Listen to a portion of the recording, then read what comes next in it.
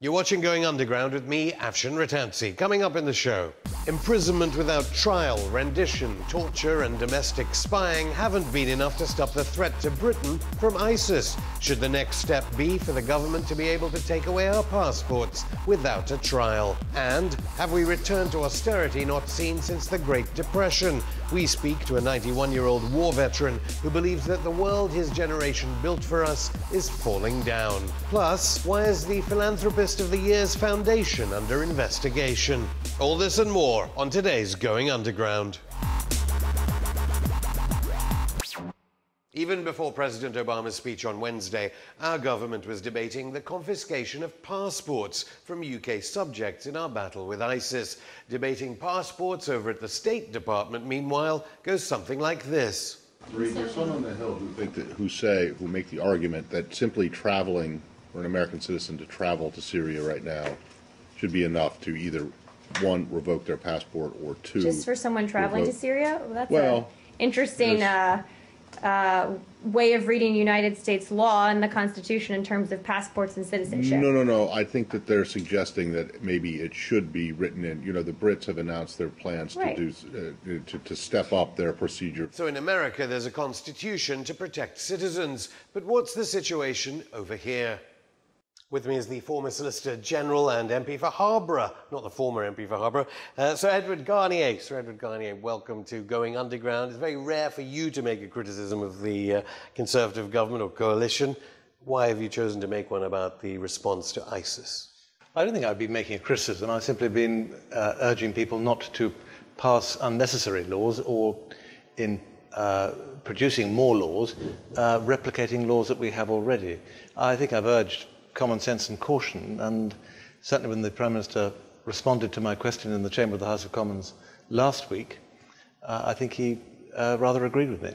He did reflect what you were saying and reflect on it, but then you couldn't escape from the entire commentariat and I don't know how many other rogue MPs saying, no, we have to do something now and we have to render people stateless. There's always a great desire in the commentariat and amongst some members of Parliament to ensure that their voice is heard and to be seen to be demanding that something is done. I'm all very, I don't mind about things being done so long as what we do is sensible, doesn't replicate what we can do already, and doesn't lead us to further problems and doesn't deal with the questions that we need to answer. Well, what does it say about the level of debate in this country if when the question was raised in the State Department in Washington, it was batted away by one of Obama's spokespeople saying, no, there's the Constitution. In a way, you were saying it here, there's our legal obligations under conventions that Britain has signed. Why don't we have that level of political debate here? We don't have the same sort of spokespeople as the American system does. We have a lobby system, and lobby journalists who are accredited to the Parliamentary lobby system or the number 10 lobby system go to private off-the-record briefings in number 10, whereas in the United States they stand out there in front of the cameras and they get asked questions directly and they answer them directly. It may well be, we don't know. I'm not a member of the number 10 staff, nor am I a lobby journalist. We don't know whether the people back in number 10 in responding to such questions answered as directly as the American person did. But there's absolutely no doubt that we cannot remove British citizenship from people who are only British. We can do other things. We can remove the British citizenship of people who have a dual nationality with another country, and we can take people's passports off them if they're British as they attempt to leave the country. But removing the passport is not removing someone's citizenship. You can't destroy someone's nationality by taking away their passport. Maybe it was people speaking out of turn then, but in the sense that they knew that the public wanted something to be done. Is it the idea of something must be done? Well, the public, of course, wants something to be done. And one of the things they want to be done is for terrorists not to come here, either foreign or British terrorists, to come back here and do disobliging things to us. And the government's duty is to make sure that we are kept safe in our beds. But if British citizens go abroad to Syria or to northern Iraq, join up with ISIS and get trained to do terrible things there, and they get killed, well, I'm afraid most of us in this country would say, well, bad luck and good riddance. If you want to go out there and do something stupid, that's entirely up to you, but don't expect any sympathy from the rest of us. If those people then want to come back because they don't find it quite so comfortable out there, or they've been misled about what ISIS is doing and the things that they have been encouraged to do in that theatre are no longer quite so attractive, and they want to come back, well, then they need to surrender to the law. But they cannot expect to be, it seems to me, praised or lauded for going out and then coming back, and then expect not to avoid the clutches of our justice system. Ideally, we need to prosecute on evidence people who commit offences against the law of England.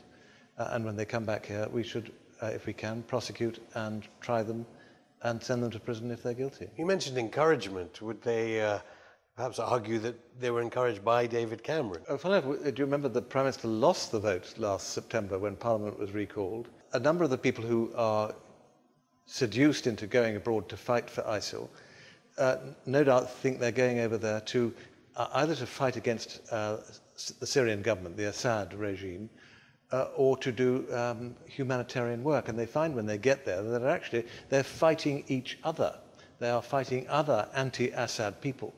And I think they find it confusing. But didn't the encouragement come from Downing Street? Because so committed was David Cameron to the cause of the rebels that he was willing to have our services support them. Well, I think he was very keen that we should do something to assist in the undermining of the Assad regime. I think that's probably not controversial. But where I think the pause has been helpful is that those who have gone over there have discovered that actually the simplistic my enemy's enemy is my friend doesn't work. There is not just a three-dimensional, but a sort of 4 or 5 or 6-dimensional game of chess going on over there. And there are some very, very unpredictable people. I've described some of these people as psychopaths. The people who are killing journalists and posting those executions on video, on YouTube or wherever it may be, are, it seems to me, ill. Albeit the mental illness, as an analogy, can sometimes be dangerous. No, I'm not making any. But I mean, they are clearly disturbed people, and I would certainly caution any British subject, British citizen, thinking of going over there and thinking they're going to do something humanitarian or going to bring down the Assad regime, to think extremely carefully about what they're doing. I think many people would just not try and encourage them, discourage them actively from doing so. Although, funny enough, it raises a point then. If you were one of their lawyers, would you say in mitigation that it was the Cameron government that made them, inspired them to go off and fight No, I wouldn't. the evil dictator of Syria? No, I wouldn't, because there are, that lawyer would know, wouldn't he, that it is against the law to go abroad to commit acts of terrorism, to go abroad to be trained to commit acts of terrorism, so whatever the case, and whoever the opponent is. Boris Johnson, of course, Mayor of London, willing to throw away the right, seemingly, to innocent until proven guilty. Anyone going to Syria or Iraq must be presumed to be. What do you think of that? Not much. From your legal viewpoint? Not much. Boris is a highly intelligent politician, and his job is to make sure that people understand what he's about, and he has a message to give that he's a front-rank British politician. But in relation to that particular detail, I think he was wrong. In this country, you are innocent until you are proved guilty. But why do politicians increasingly make these kinds of outlandish statements to the media, and how does that impoverish general political debate then in the country? It's not a new thing. Politicians are in the business of catching the public's eye. But you identified things that would make what Britain did illegal. Yeah, but I'm a boring lawyer. I happen also to be a member of Parliament. Legality being important, though. The rule of law is vital, and our civilised democracy doesn't work without it. But that doesn't mean to say that colourful people cannot get up and say eye-catching things. You gain attention for what you're trying to say, sometimes by being outlandish. I have to temper my remarks and what my ambitions are for my country so that they coincide with the rule of law.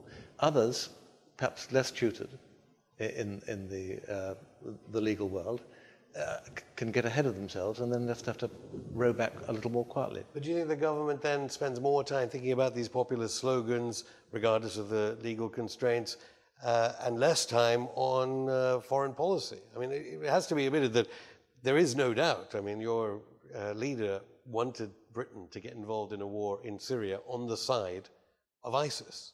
The thing that I think is clear to me is that you have a number of ambitions as a politician, as a leader of a country. It doesn't matter whether it's the United Kingdom or anywhere else. And you have to do your best to achieve what you think is best for your country. And in order to do that, you have to get there onto the front. You have to attract public attention. There's no point sitting in a cupboard talking to yourself. He has to get out there and lead the country. And it was quite clear that last year, bear in mind, Assad is not a nice guy. He is someone who has used chemical war yes, but fighting with against... ISIS is a bit of well, he was fighting with the... he wanted to encourage and to assist... moderate Islamists. Yes. And such people do exist. No, of course there are moderate Islamists. There are... well, as we now know, so many of those people joined Jabhat al-Nusra and all these other groups, so it was a lot more complicated. Yes, well, life is a lot more complicated. But unfortunately, if you are addressing a country in a short soundbite, you don't have time to say, but on one hand, on the other. My message, he would say, is that we need to do this. The safety of our country is in danger, so we need to do that. And then it's for the Attorney General, the Solicitor General and the lawyers within the government legal service, both within the Home Departments and also the Foreign Departments, to ensure that the perfectly sensible aim of the government, of the political government, is tempered to fit within our international and domestic legal obligations. Edward Garnier, thank you very much. Not at all. Some of you are probably shocked by Tony Blair being voted 2014's Philanthropist of the Year by a well-known men's magazine. Was it a publicity stunt by GQ? Who knows? But now the Middle East peace envoy has a problem that will disconcert him more than the thousands killed in Gaza, maybe. It's arguably even worse for him than his fear of citizens' arrest, for those alleging he's a war criminal over Iraq. The Tony Blair Faith Foundation is under investigation. The Charity Commission has confirmed that it is to meet representatives from the foundation. This comes after a former employee said the foundation spent an inordinate amount of time seemingly protecting the former Prime Minister's image. Somehow the Charity Commission, which is run by a former BBC manager, is keen to stress that no regulatory issues have been identified. If the foundation is ever found to just be a PR spin machine for Tony Blair, maybe he can just get Alistair Campbell back to help him out. After all, he did such a good job selling Blair's interventions around the globe. Coming up in part 2 of Going Underground, is there a recovery? We see Britain through the eyes of a World War II veteran who compares today's austerity with the Great Depression of the 1930s. And who got paid handsomely to ruin your holiday, if you were lucky enough to book one, or because you didn't have a passport to go to the beach. All this and more after a short break.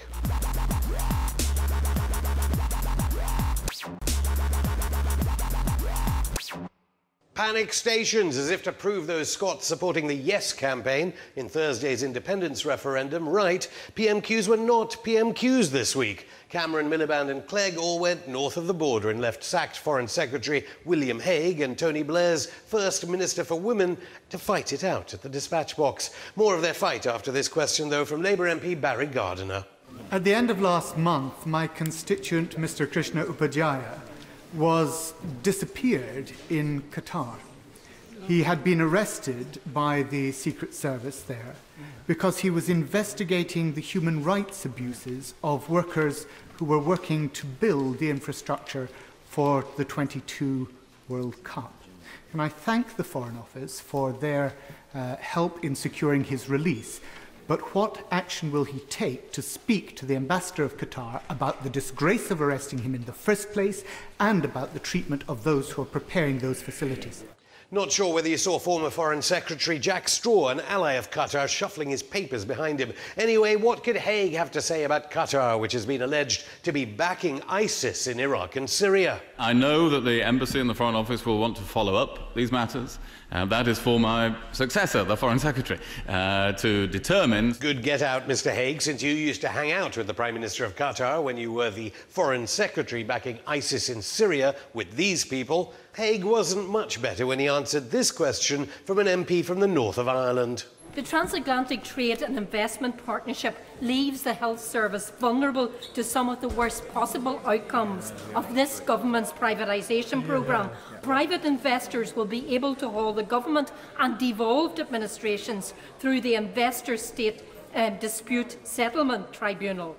In that respect, how can the Leader of the House guarantee that the health service, including the health services in the devolved administrations, will be exempt from TTIP? Haig supports TTIP, so he pushed the urgent NHS question away. But what about the real battle of ideas at the dispatch box this week? We want Scotland to stay. I do agree with the Right Honourable Lady. I thank the Right Honourable Member for the words that he said. The great strength of the United Kingdom is that it is not a rigid union. We want the UK to stick together in the cause of social justice. Well, the Right Honourable Lady makes a powerful point about solidarity. We must stay as family, not become foreigners to each other. The Right Honourable Lady puts it extremely well. Very well indeed.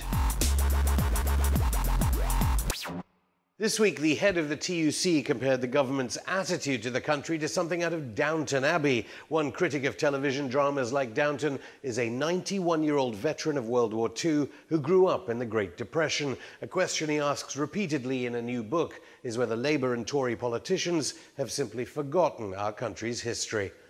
With me is the author of Harry's Last Stand, How the World My Generation Built is Falling Down and What We Can Do to Save It. Welcome, Harry, to Going Underground. Let's begin with you being a survivor of the Great Depression and what that tells you about austerity now in Britain today. If I told you the actual truth, you would be aghast, because I started work at the age of 7, pushing a large cart filled with beer cases and selling it to the poor around the neighbourhood where I lived. And only because my family was so desperate, they couldn't afford food. I would go to school hungry most mornings. And my sister and I eventually wound up going behind restaurants and digging through their kips of hoping that maybe someone had left a bit of food behind. It was actually unbelievably horrendous. You can imagine, eventually they started providing a very small glass of milk for us, and how happy we were to trudge to school knowing that we would have that to fill our bellies. And of course, there was no work for men. Everything was shut down. And my father particularly, who was injured in the mines and retired with a big pension of 10 shillings a week, which barely paid the rent, and that's about it, you know. So But you compare that and the conditions then with the conditions now. You're saying that what you fought for in the Second World War, it's that austerity coming back. I feel it heading that way, because the government seem to feel that austerity is the only way to resurrect a good standard of living. And it certainly isn't, because it's just making more and more poor people. But it's frightening, actually, and I don't know what the answer is. Quite frankly, I'm not a politician, but I am a historian. In my book, I've tried to describe to people what it was like and how it could be again unless we put up a guard against it. There's a 10% in the country today, in our countries today, who are not concerned about, say, the masses. It's a reverted pyramid, actually, the top leading down to the very bottom of this pyramid, which are the absolute poor. At that time, I mean, one of your siblings had died of tuberculosis. I mean, it's a story of utter deprivation, but there were glimmers of light in the National Health Service in the Attlee government and the 1945 Labour government. Oh yes, later on in life, but during the dark periods, you couldn't afford to go to a doctor. I never saw a doctor until I was 18, and it was only after the war that we brought in the National Health Service. But and how do you see that now? The cuts and the privatisation to the NHS? I think it's privatisation? I'm appalled that they even think about it, because the national health is the saving grace of all of us. I know what it's like to be ill and not be able to get a doctor to see yourself or one of your family. It was very, very frightening. Now, another aspect to this, actually the Trade Union Congress mentioned this week, Downton Abbey you mention in the book. How do you see it now? I mean, it's better now, obviously, the housing conditions, the job situation. Isn't it better now? No, I don't think it is, quite frankly. I think it's appalling, the housing situation. I think it's dreadful that the young people cannot even dream of owning their own home anymore. It's what makes a family, makes life. To be able to walk in your own door and close the door and think, it's good to be home. Have a little bit of garden where you can potter around, you know. It's not much to ask for. But unfortunately, I think building has been handed over to companies which work for the government and also for the wealthy. You blame it on the city, as it were, that the government is just for the city and these elites. Oh, yeah. What about food banks? Things are better there, obviously, than the Great Depression. They shouldn't be necessary, though, should they? I mean, when you think of the thousands and thousands of people who are rushing to food banks every week to survive, that indicates that work has become impossible to find. Because, let's face it, no one wants to rely upon handouts. They want to work. They want to feel that they have a purpose in life. You fought for this country in the Second World War. We hear from British politicians quite often, there's a new Hitler. How is history being rewritten of your time, and how is it getting us into trouble? I don't know what they mean by a new Hitler. I think politicians, I feel we don't have a government for the people, by the people anymore. It's run by industrialists, and the members of Parliament are merely puppets to them. They're told what they have to do and what's going to be done. It may sound silly, but this is my thought. But you still favour democracy. Oh, you mentioned two people in here, don't you? Yeah, because someone's trying to break it down, it doesn't mean to say that democracy is not workable. But we have to make sure it is a democracy and not someone in the top echelon who is trying to work their system under the name of democracy. So how do you feel about the British soldiers that went into Iraq, that may be going back into Iraq, we don't know, in case there's another war about to start, and what happened in Afghanistan. How did you view that as a veteran? Well, right from the start, I thought it was the biggest mistake that was ever made by America and Britain, that they went along with the American Bush, because it was obviously a put-up thing. They were interested more in oil than in rescuing the Iraqi people. So that it's every move that's been made in the last few years seems to be for wealth, for oil, for anywhere the industrialists see a possible place where they can go and increase their wealth, they will go irregardless of the suffering of the place that they arrive in.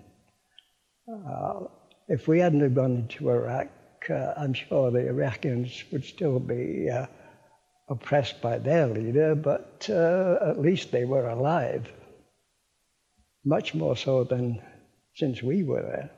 Harry Leslie Smith, thank you. Thank you for having me. It's been a great pleasure. For those of you lucky enough to book holidays abroad, did any of you end up going nowhere because you couldn't renew your passport in time? Well, you and thousands of other holidaymakers won't be too happy to know that staff at the passport office actually got rewarded for your misery. It turns out that Theresa May's Home Office staff have actually received bonuses of nearly £700,000 during their chaotic summer shifts. Perhaps they were rewarded for the fact that the backlog of hopeful applications reached 500,000 at one point. Some of them received up to £5,000. The bonuses were all paid just a few months after David Cameron and Theresa May both had to apologise in the House of Commons over the whole passport fiasco. And where is this cash coming from? It might have something to do with the £13 profit the passport office is making on each application. That's it for today's show. Join us on Monday when we will be speaking to Shantha David from Unison about David Cameron's plans to break the power of unions. Don't forget, you can drop us a line on Twitter at underground_RT, like our page on Facebook, or email us on goingunderground@rttv.co.uk. See you on Monday.